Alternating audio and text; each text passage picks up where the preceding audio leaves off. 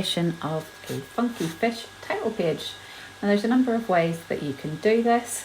You can have the lettering very detailed and edited, maybe to show fish details or underwater scenes.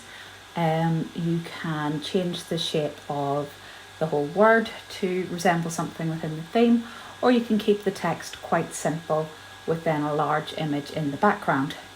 Now you'll notice that the first thing I've done is I've planned my lettering layout to make sure that my letters are neat and evenly spaced, and I have then sketched them out lightly. I've kept my top lettering quite simple, and the bottom one I have put into the shape of a fish. Because I've kept the lettering fairly simple, I've wanted to add images in the background. And here you can see some inspiration I've drawn from. I want to do the lettering in colour, so I've decided to stick with black and white for the background images. Now it is entirely up to you how you choose to do this. I like working with a black pen, and I wanted to keep them quite simple, so I've just added a little bit of detail with a black writing pen. It is fine to use inspiration, but for the most part you should be able to draw a lot of this from your imagination. Now, depending on how complex you go with any background images you might want to add, will obviously then affect whether you keep the actual text more complex or less complex. But in this case you can see it's sort of moderate detail levels on the actual fish.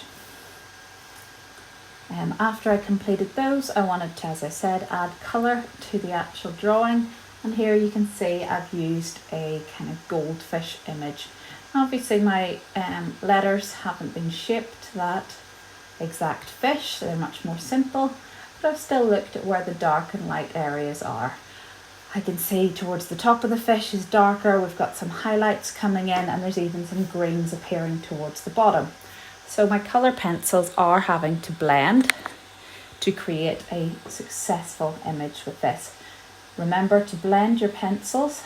I have leant heavy towards the top with the red pencil, and then I've started to lean lighter where I want it to blend into the orange. I've then been able to overlap the lighter colour or the lighter pencil marks with the next colour that I am blending in. And by overlapping just these two colours at a time, it allows me to get the colour to blend gradually from one to the other. Now, once I'd completed my bottom fish word, I moved on to the top, and I figured there was quite a lot of detail going on in the majority of this picture, so I'm just putting funky in very basic two-tone. So again, starting with my blue at the top, and then I am working lighter with my blue pencil and fading it into white, and then with the green I'm able to overlap the lighter blue so the two colours blend together, and there's the finished image. Give it a go.